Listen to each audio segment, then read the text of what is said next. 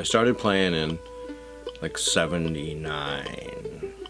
It was at a time when the economy was bad here, similar to the economy we're just kind of going through right now, and everybody was laid off, so I took a year and through unemployment and learned how to play the mandolin and never went back to work. And I would describe myself as a working musician. That's what a working musician does. They play gigs, they learn how to teach and give workshops and occasionally write songs and any other way you can make money off music. Wiley and Son Publishers, the people who do the Dummies series books, just happened to decide, hey, maybe we need a Mandolin for Dummies book. You can do that. 76. Got offered a contract to write Mandolin for Dummies.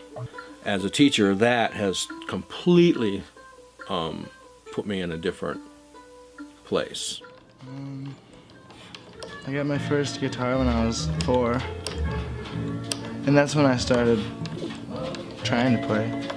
By the time I was, 6 and 7 years old, I could play some songs, a lot of old fiddle tunes and stuff like that my dad taught me, and I just figured out how to keep a rhythm, behind him while he would do leads and stuff, so yeah, people really liked it. So in May of 2011, I graduated from high school a year late because I had dropped out, and I kind of was just doing whatever, going down a bad path kind of, but I ended up staying with my friend's family for a while, and we lived out in the country and on a farm, and she was like, well, if you're gonna live here, you're gonna go back to school, and you're gonna do your homework and stuff like that. And so I did, and then I graduated, and after that I kind of was just like, I wasn't playing music professionally, just in my bedroom and stuff. I started applying for some jobs up here, and I landed a job at the Grand Traverse Resort, and I worked there in housekeeping for almost 2 years. I heard there was this hotshot kid that had moved to town who was supposed to be really good. I had cabin fever because I just sat at my computer for weeks on end. And so I went down there, and they were right. The band he was playing with was okay, but he really stood out as something special. I knew who Don was. I had heard. I had looked him up on YouTube and stuff even. Like that? You see that? And so he came to see us play and introduced himself and gave me his card and said,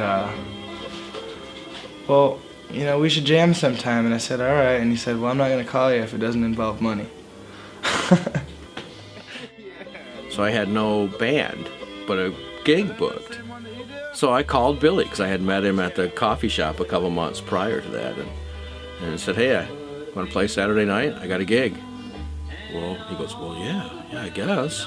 I said, well, where do you live? Let me ride my bike over and we'll play and just see if anything's there. So I did, and we sat in his living room and played for an hour or so, and both went, yeah, let's go do the gig. I think this is going to work. And I don't think we've had many more practices other than that. Playing music with him is a blast. But no, I know how to book gigs. I know how to read a contract. I know how to get us there on time. He's the star. I'm the guy that has the band.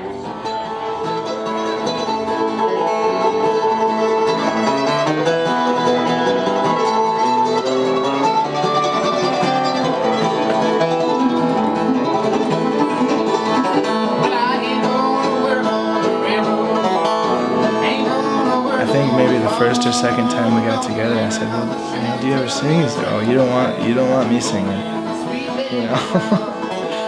But no, he sings now. It's good.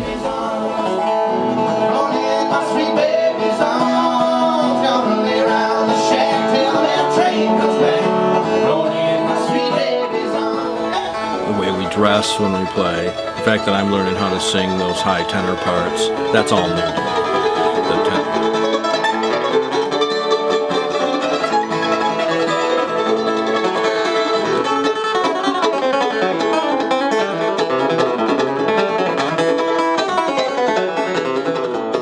Don finish each other's licks and stuff, sometimes to the point where it's like weird.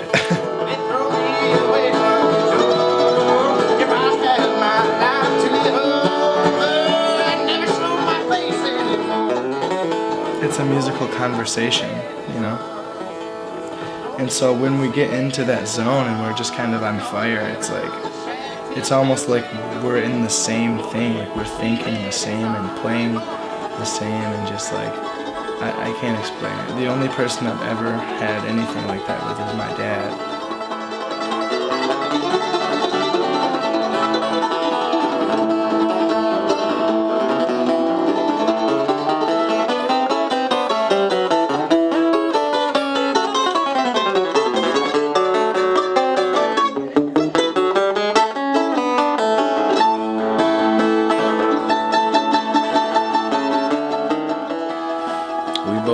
Must know some kind of the same language. I mean, that's all I can say is as soon as we started playing, the tempos and how we trade things back and forth, and how I would play rhythm while he played the melodies, or how he would play the rhythm while I did, and we never had to really say anything.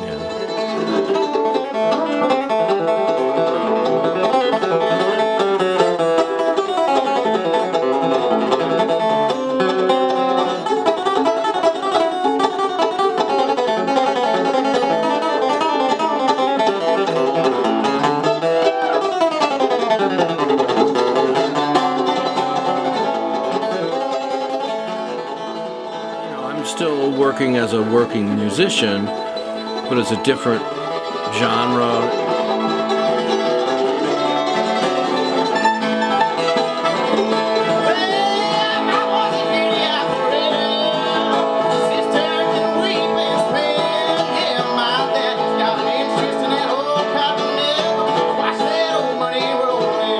And you know, the age difference and all this, yeah, we're taking a huge gamble. But what are you gonna do? You know, go get a job at Walmart? That doesn't sound any fun. So we might as well go for it.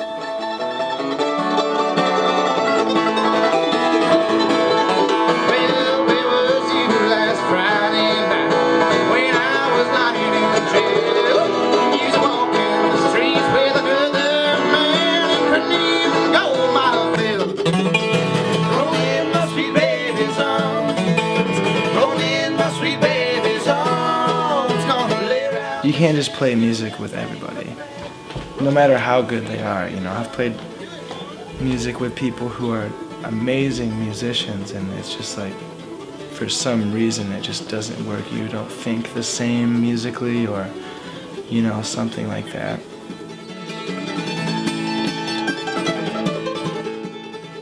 I wasn't looking for what Billy brings to the table. It just happened.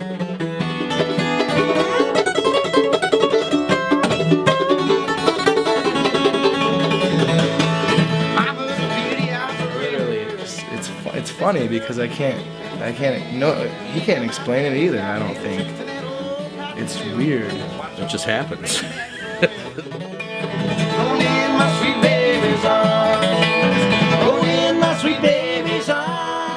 I don't know what I would do if I wasn't playing music.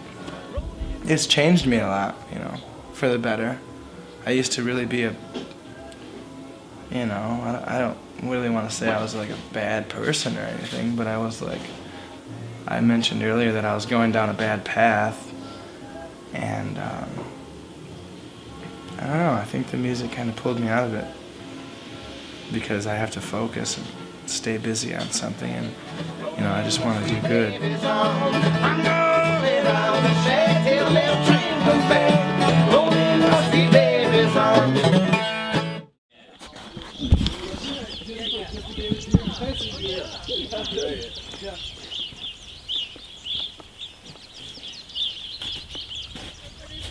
All right, Billy, what I want you to do is look up. Don, take 2 steps out In my that way. 50s, and off this side a little bit more. most of the guys I Over the played leg, with little in bit my more. 20s aren't still playing.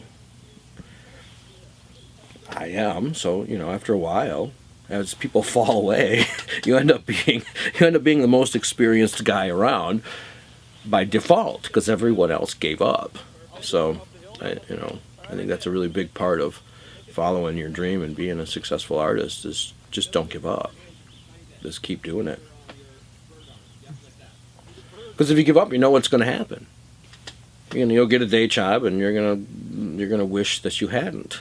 if you're truly an artist, you can't do that. You can't go get a factory job or a desk job. You'll be miserable. People are always like, "Oh man, you need to go to Nashville, or you're gonna be famous, or blah blah blah, and this and that." And it's like, I don't care, where I'm at. If I'm playing in some like little coffee house or some huge arena, it doesn't matter to me. If I'm making a living playing music and making people happy, then no, right now I don't picture myself moving from here for a while. I'm here in northern Michigan, and where else would I want to be? If nothing changed at all, if it never got any better than this is already a huge success. So I don't know. I'll take anything beyond this, but this is good.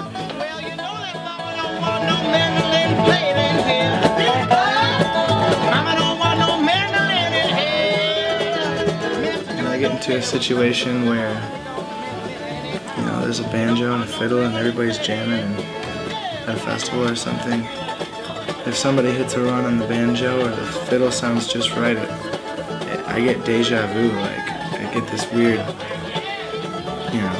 that's what it is. It's deja vu. It's like from my childhood or something.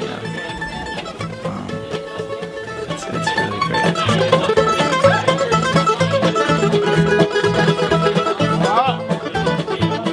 I came back to my roots, and I came back strong. And I don't think I'll wander far from what I'm doing.